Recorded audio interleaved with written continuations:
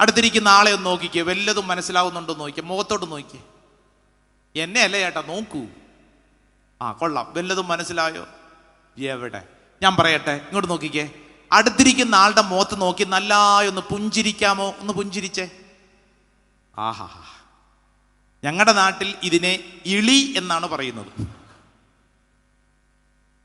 ഈ എന്താണ് വിളിക്കുന്നത്? ഇവിടെ ഉണ്ടോ? ഇവിടെ ഉണ്ടോ? എന്താണാവോ ഈ ഇളി എന്ന് പറയുന്നത്? ചിരിക്കാൻ ശ്രമിച്ചിട്ട് അങ്ങ് ശരിയായില്ല. ഇപ്പൊ സംഭവിച്ച കാര്യ.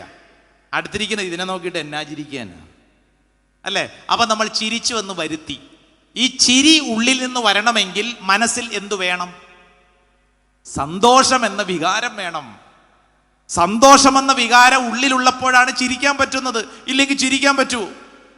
നിന്റെ ഉള്ളിലുള്ള വികാരത്തിനനുസരിച്ചാണ് നിന്റെ മുഖത്ത് പല കാര്യങ്ങളും തെളിഞ്ഞു വരുന്നത്.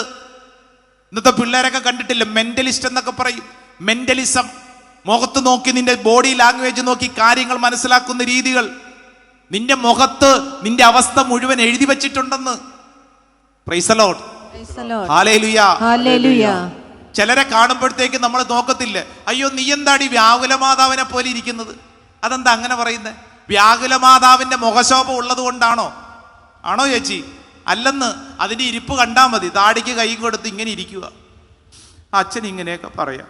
ഈ എൻ്റെ വീട്ടിലെ അവസ്ഥ ആ ഇരിപ്പാ അത്. കാരണം അതിൻ്റെ മുഖത്ത് എല്ലാ ദുഃഖവും ഇരിക്കുവാന്ന്.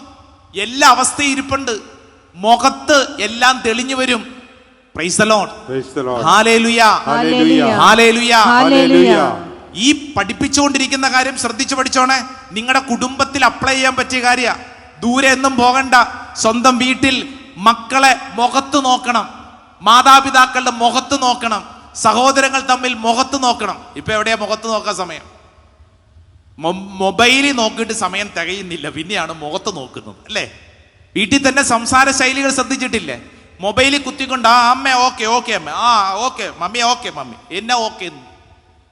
നല്ല വാക്കുകൾ സംസാരിച്ചാൽ അതൊരു സൗഖ്യമാണ്. മുറിവിന്റെ വാക്കുകൾ നമ്മുടെ വീട്ടിൽ സംസാരിച്ച് കുടുംബത്തിൽ കൂടുതൽ കൂടുതൽ മുറിവുകൾ ഉണ്ടാക്കരുത്. മറിച്ച് കുടുംബത്തിൽ സൗഖ്യത്തിന്റെ ആത്മാവ് പ്രവർത്തിക്കണം. Price the lord, hallelujah, hallelujah. ഈ ശുശ്രൂഷ സമയത്ത് എന്റെ പ്രിയപ്പെട്ടവരെ, ഓരോ വ്യക്തിയും പരിശുദ്ധ അമ്മയെ നമ്മുടെ വീട്ടിലേക്ക് സ്വീകരിച്ചു കൊണ്ടുപോകാൻ ഇരിക്കുമ്പോൾ ശ്രദ്ധിക്കേണ്ട കാര്യം, എന്റെ സംസാരം, എന്റെ പ്രവൃത്തി, എന്റെ കുടുംബത്തിലെ ബന്ധങ്ങൾ മറ്റുള്ളവർക്ക് സൗഖ്യം കൊടുക്കുന്നതായിരിക്കണം.